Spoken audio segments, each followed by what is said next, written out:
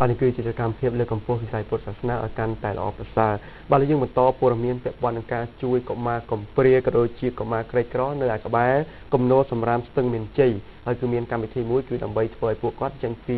គំនរសម្រាមគឺមកស្វែងរកការសិក្សាក៏ដូចជាផ្លាស់ប្ដូរជីវិតឲ្យកាន់តែល្អប្រសើរបាទយើងឃើញថានាយកប្រតិបត្តិធនាគារមេបេងប្រចាំនៅប្រជាណាចក្រកម្ពុជាលោកលីទៀងបូបានមានប្រសាសន៍ថាការរៀបចំកម្មវិធី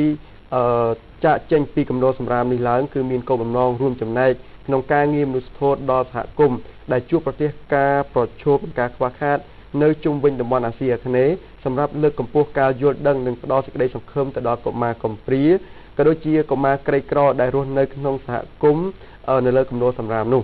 បាទលោកបានបន្តទៀតថានៅពេលដែលមើលឃើញកុមារនៅក្នុងតំបន់ស្ថានភាពលំបាកគ្រួសារក្រីក្រពួកគេនឹងបាត់បង់ឱកាសក្នុងការសិក្សារៀនសូត្រប៉ុន្តែអ្វីដែលយើងមានសង្ឃឹមនៅក្នុងថ្ងៃនេះគឺផ្ដល់ឱកាសឲ្យកុមារទាំងអស់នោះអាចទទួលបាននូវការអប់រំការរស់នៅល្អប្រសើរដោយកុមារដទៃផ្សេងទៀត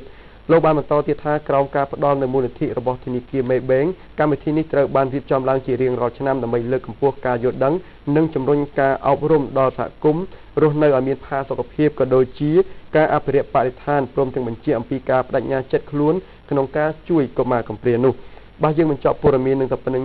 យើងបន្តព័ត៌មានពីការប្រកាសអធិ